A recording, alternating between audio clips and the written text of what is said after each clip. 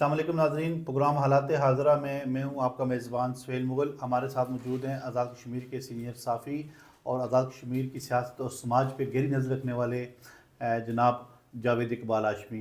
नाज़रीन, आज हम अपने प्रोग्राम में बात करेंगे कि मकबूजा कश्मीर के इलाके पहलगाम जो सयाहों के हवाले से एक दिलकश इलाका है, वहाँ पे कत्ल का जो वाक़या पेश आया है, हम उस पर बात करेंगे। और उसके बाद जो पाकिस्तान और भारत के दरमियान कशीदगी पैदा हुई है, हम उस पर बात करेंगे।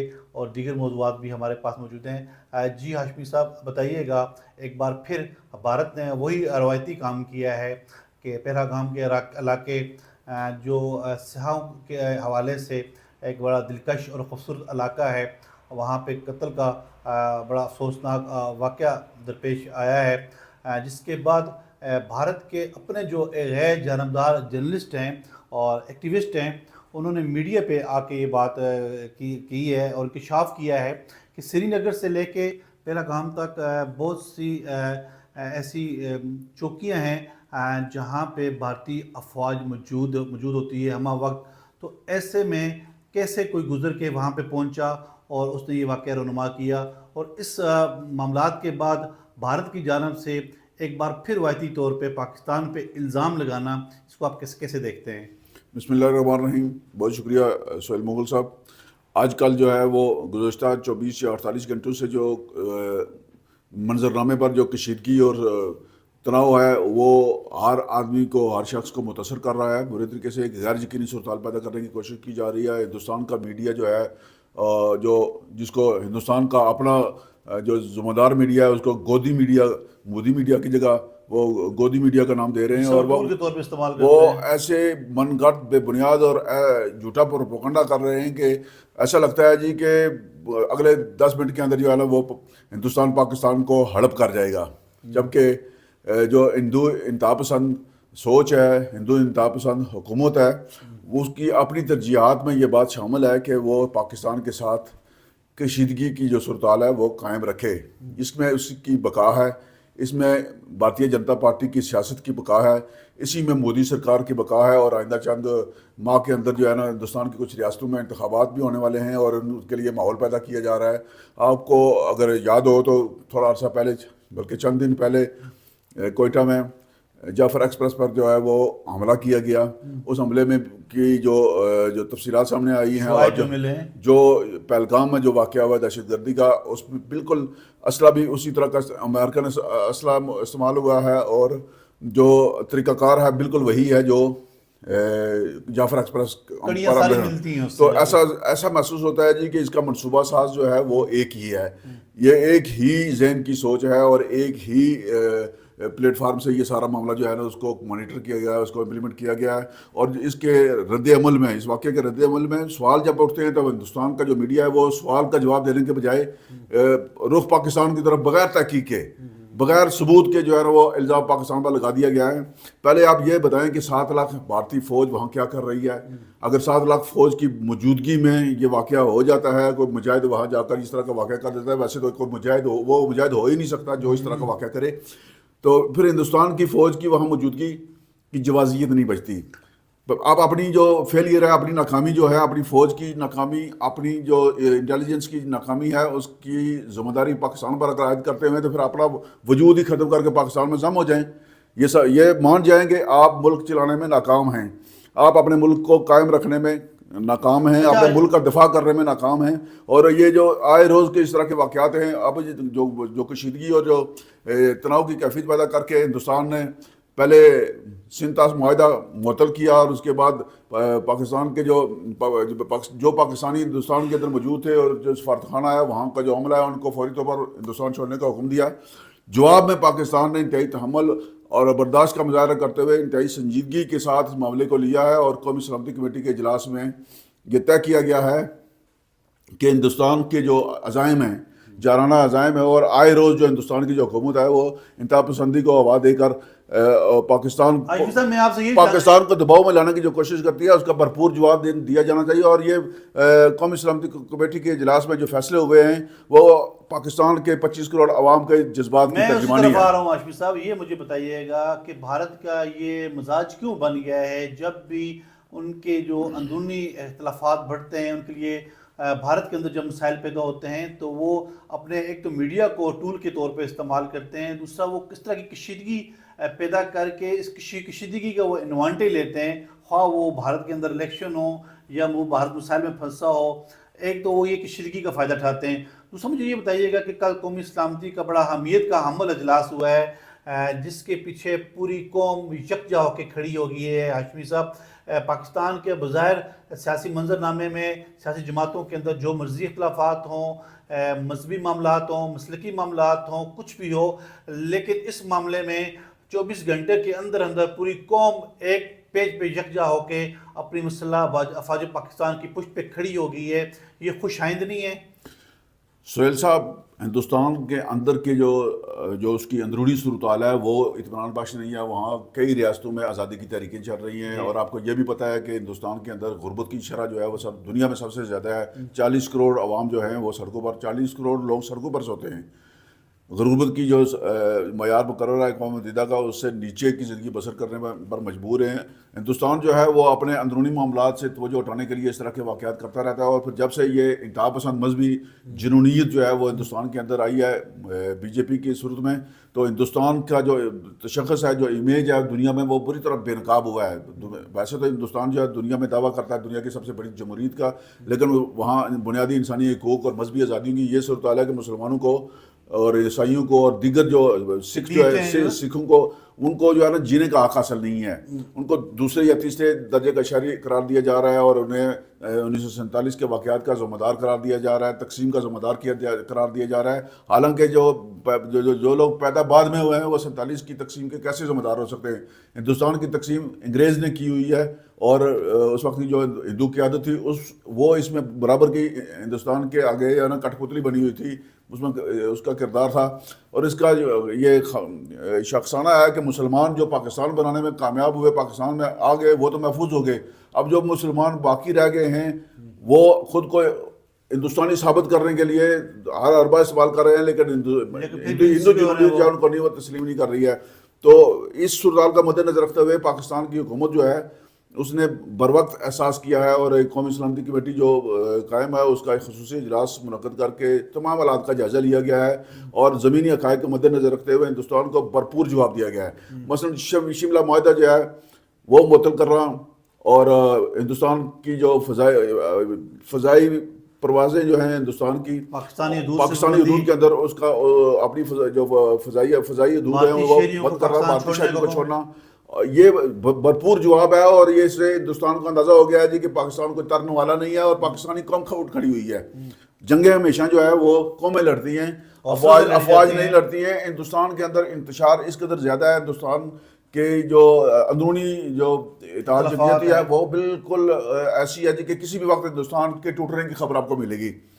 جتنا مرضی آپ اس معاملے کو دبانے کی کوشش کریں، اس پر پردہ ڈالنے کی کوشش کریں، چھپائیں، لیکن یہ بات روز روشن کی طرح یہاں ہے، بلکہ یہ سامنے نظر آ رہی ہے کہ ہندوستان کا وجود خطرے میں ہے، ہندوستان ٹوٹ پھوٹ کا شکار ہے، اور جتنا عرصہ بی جے پی کی حکومت رہے گی یہ کام اتنا ہی جلدی ممکن ہوگا، اتنا ہی آسان ہو جائے گا۔ اچھا ہاشمی صاحب، یہ بتائیے گا قانون ساز اسمبلی کا اجلاس ہے، اور یہ بھی خوشائند بات ہے کہ آزاد کشمیر کی تمام سیاسی اور قومی قیادت اس معاملے پہ یکجا ہے، انہوں نے بھی اپنا ایک جاندار موقف دیا ہے، اور انہوں نے بھی پوری افواج پاکستان کو اس عمل کی یقین دہانی کروائی ہے کہ اگر اس طرح کی صورتحال پیدا ہوتی ہے تو پورا اہل کشمیر جو ہے وہ اپنی بہادر افواج پاکستان کی پشت پہ کھڑی ہوگی، اور بھرپور جواب دیا جائے گا بھارتی جارحیت کا۔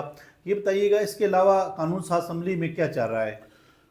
سہیل صاحب، ہندوستان اور پاکستان کے مابین جب بھی اس طرح کی صورتحال پیدا ہوتی ہے تو اس کا سب سے پہلا جو نشانہ ہے وہ لائن آف کنٹرول پر آر پار بسنے والے کشمیری عوام ہوتے ہیں، وہ اس کا نشانہ بنتے ہیں۔ سب سے پہلا ٹارگٹ یہی لوگ ہوتے ہیں۔ یہ آسان ٹارگٹ ہے ہندوستان کے لیے۔ اس کی بنیادی وجہ یہ ہے کہ یہ لائن آف کنٹرول پر بین الاقوامی قانون لاگو نہیں ہوتا۔ اگر پاکستان کے کسی علاقے میں دیگر سرحدوں پر ہندوستان جو ہے وہ جارحیت کی کوشش کرتا ہے تو وہ بین الاقوامی قانون کی وجہ سے ہندوستان کے لیے مسائل ہوتے ہیں۔ کل سیالکوٹ میں ایک فوجی جو بی ایس ایف کا تھا، اس نے تھوڑی سی خلاف ورزی کی تو وہ پکڑا گیا رنگے ہاتھوں، لیکن یہ میڈیا میں بہت زیادہ جو ہے نا وہ اس پر تشہیر ہو گئی۔ لیکن اس سے زیادہ فائرنگ جو ہے وہ لائن آف کنٹرول پر شروع ہے. گزشتہ 24-48 گھنٹوں سے شدید فائرنگ ہو رہی ہے بھارتی مورچوں کی جانب سے. ابھی تو اس کا سول لوگ محفوظ ہیں، لیکن کسی بھی وقت جو ہے نا سول لوگوں کو نشانہ بنایا جا سکتا ہے. ایسے میں آزاد کشمیر قانون ساز اسمبلی کا جو معمول کا اجلاس ہے وہ اس میں سابق وزیر اعظم راجہ فاروق قادر خان، جو پیپلز پارٹی کے صدر جو یاسین اور دیگر ذمہ جو ہیں، انہوں نے قراردادوں کے ذریعے اتفاق اور اتحاد کی فضا قائم کرنے کی کوشش کی ہے، اور ایک متفقہ قرارداد منظور کی گئی ہے جس میں واضح طور پر یہ بتایا گیا ہے کہ جو کشمیری عوام ہے وہ کسی بھی جارحیت کی صورت میں، کسی بھی ہندوستانی تقریب کی صورت میں، جارحیت کی صورت میں پوری کشمیری قوم افواج پاکستان کے شانہ بشانہ ہوگی. اور یہ بات خوش آئندہ آپ کے لیے بھی یہ معلومات ہوگی کہ 5 لاکھ سے زائد سابق فوجی جو ہیں وہ آزاد کشمیر کے اندر موجود ہیں، جو دفاع پاکستان کے لیے کسی بھی قسم کی قربانی دینے کے لیے تیار ہیں. عوام تو پہلے سے ہی قربانیاں دے رہے ہیں اور موجود بھی ہیں. اور قانون ساز اسمبلی نے یہ بہت واضح انداز میں یہ پیغام دیا ہے جی کہ افواج پاکستان کے ساتھ کھڑے ہیں کشمیری عوام، اور پاکستان کے 25 کروڑ عوام کے شانہ بشانہ ہیں ملکی سلامتی اور دفاع کے لیے، اور ہندوستان کے جو عزائم ہیں ان کا ناکام بنانے کے لیے کسی بھی قربانی سے دریغ نہیں کیا جائے گا. بالکل ایسا ہی ہے ہاشمی صاحب کہ اس کشیدگی کی صورتحال میں پوری قوم کے جو ہمارے حوصلے ہیں وہ بلند ہیں اور پوری قوم ایک پیج پہ جگ جائے. آگے بڑھتے ہیں ہاشمی صاحب، یہ بتائیے گا کہ کل یہ جو آزاد کشمیر کے عوامی حلقوں میں ایک عوام چاہ رہا تھا کہ جوڈیشل کمپلیکس جو تیار ہوا ہے اتنا دلکش قسم کا، وہ اس کی منتقلی میں کوئی عوام سامنے آ رہا تھا، کوئی روک کے بارے میں باتیں چاہ رہی تھیں، لیکن وہ عوام کل دور ہو گیا. چیف جسٹس ہائی کورٹ صداقت حسین راجہ صاحب نے کل اس کا افتتاح کیا، اور اس تقریب میں دیگر ججز صاحبان بھی تھے، سول سوسائٹی کے لوگ بھی تھے، حکومتی شخصیات بھی تھیں. آپ کہہ سکتے ہیں کہ قومی نویر کی کل تقریب تھی. تو کل جو ایونٹ ہوا ہے اس کو آپ کیسے دیکھتے ہیں؟ دارالحکومت مظفر آباد کا جو ڈسٹرکٹ جوڈیشل کمپلیکس ہے یہ 2018 میں اس کی تعمیر شروع ہوئی تھی، لیکن اس سے پہلے میں تھوڑا سا پس منظر آپ کو بتا دوں کہ 2005 کے زلزلے میں جو پرانی کچہریاں تھیں آپ کو پتہ ہے کہ وہ بالکل مندم ہو گئی تھی، تباہ ہو گئی تھی. تو اس کے بعد عدالتوں کا نظام چلانے کے لیے کرائے کی عمارت میں جو ہے نا وہ 4-5 سال نظام چلایا گیا. پھر 2010 میں جو ترکی نے جو عمارات بنا کر دی تھی وہاں ایک حصہ جو ہے وہ عدالتوں کے لیے مختص کیا گیا، لیکن وہاں بھی جو ہے وہ جو انصاف کی فراہمی کا جو عمل ہے وہ یکسوئی کے ساتھ انجام نہیں ہو رہا تھا. تو پھر 2018 میں اس سے پہلے جو ہے نا ایک جگہ مختص کی گئی 44 کنال رقبہ جو ہے نا وہ اس پر عمارت بنانے کے لیے ایک نقشہ بنایا گیا. 2018 میں رقم مختص ہوئی اور منصوبہ منظور ہوا جس پر کام شروع ہوا، اور یہ تقریباً 80 کروڑ روپے کی لاگت سے یہ منصوبہ مکمل ہو گیا. اور اس پر جب یہ منصوبہ مکمل ہو گیا تو مختلف طرح کی جو کیا سرائیاں شروع ہوئی کہ شاید یہ ڈسٹرکٹ کمپلیکس عدالتوں کے لیے استعمال نہ ہو سکے. اس میں جو ہے نا مفروضے زیادہ تھے اور افواہیں زیادہ تھیں، اور جو اصل رکاوٹیں تھیں وہ وہاں یہ تھی کہ جو اپروچ روڈ ہے وہ مکمل نہیں ہوئی تھی. تو سڑک مکمل نہ ہو، دیگر جو ضروریات ہیں وہاں بجلی پانی اور سیکورٹی کے جو معاملات ہیں یہ مکمل جو ہی ہوئے. تو جسٹس راجہ صداقت حسین چیف جسٹس ہائی کورٹ نے ایک بہترین جو ہے نا وہ مثالی تقریب کا انعقاد کیا ہے. جو افتتاحی تقریب منعقد ہوئی ہے یہ مدت یاد رکھی جائے گی اس لحاظ سے جی کہ اس تقریب میں سپریم کورٹ اور ہائی کورٹ کا تمام سابق چیف جسٹس صاحبان، ججز صاحبان اور موجودہ جو حاضر سروس چیف جسٹس اور ججز ہیں ہائی کورٹ کے وہ موجود تھے، اور تمام جو مدعا عدلیہ کے جو ذمہ داران ہیں وہ موجود تھے. وکلاء پورے آزاد کشمیر سے آئے ہوئے تھے، سول سوسائٹی تھی، بلدیاتی نمائندگان کی نمائندگی تھی. اور یہ ایک اتحاد اور یکجہتی کی ایسی تقریب تھی جس سے یہ پیغام گیا ہے جی کہ یہ جو ڈسٹرکٹ جوڈیشل کمپلیکس ہے یہ کسی ایک طبقہ کے لیے نہیں بلکہ اس کی اونرشپ پورے مظفر آباد اور تمام پوری ریاست جو ہے نا اس کا اعزاز حاصل ہوا ہے. یہ عمارت جو ہے نا انتہائی خوبصورت اور جدید سہولیات سے آراستہ ہے، اور توقع رکھنی چاہیے، امید رکھنی چاہیے کہ یہ عمارت اب قانون کی عملداری اور انصاف کی فراہمی کے لیے عوام کے لیے مفید ثابت ہوگی. اچھا ہاشمی صاحب آگے چلتے ہیں اور شارٹلی مجھے بتائیے گا کہ ٹریفک قوانین کی خلاف ورزیوں پہ جرمانہ کی شرح میں جو اضافہ کیا گیا ہے 74 قسم کی اقسام پہ لاکھوں روپے جو ہے جرمانہ جو ہے اس کو بڑھا دیا گیا ہے. تو کیا کہتے ہیں آپ؟ قانون ساز اسمبلی کا جو اجلاس جاری ہے اس میں بہت ساری چیزیں پیش ہو رہی ہیں. ان میں ایک مسودہ قانون جو ہے وہ مظفر آباد کے شہریوں کے لیے خوشخبری ہے جی کہ یہاں مظفر آباد institute of science and technology کے نام سے ایک بڑا ادارہ قائم کیا جا رہا ہے. اس کا بل جو ہے وہ قانون ساز اسمبلی میں پیش ہو گیا ہے جو متحدہ کمیٹی کے پاس ہے. یہ ادارہ قائم ہونے سے مظفر آباد ہی نہیں بلکہ پورے آزاد کشمیر کے تعلیم یافتہ بے روزگار نوجوانوں کو فنی تربیت کی سہولیات میسر ہوں گی, مواقع میسر ہوں گے اور یہ ملکی معیشت میں اپنا کردار ادا کر سکیں گے, روزگار ملے گا ان کو. ساتھ ہی ایک مسودہ قانون جو ہے وہ ٹیکس میں ترمیم کا جو ہے نا, انکم ٹیکس ترمیم, وہ موٹر وہیکل رجسٹریشن کے حوالے سے ہے اور ٹریفک قوانین کی خلاف ورزی کے حوالے سے ہے. آزاد کشمیر میں ٹریفک قوانین کی خلاف ورزی کے پر جو جرمانے کیے جاتے ہیں وہ آخری بار 2014 میں ان میں اضافہ کیا گیا تھا.